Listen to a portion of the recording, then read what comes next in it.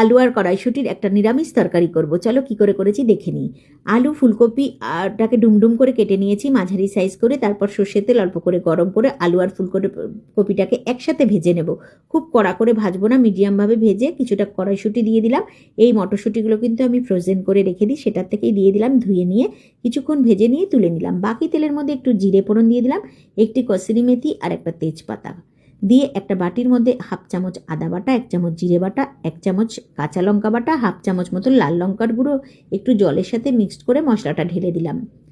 খুব ভালো করে কষিয়ে নেব। তারপর কিন্তু নুন হলুদ স্বাদ মতন দিয়ে দেবো, হাফ চামচ চিনি দিয়ে দিলাম।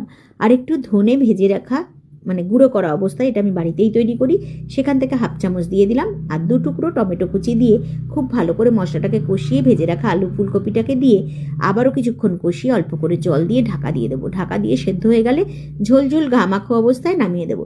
এটা কিন্তু রুটি, পরোটা, ফ্রাইড রাইস সবার সাথে খেতে ভালো লাগবে।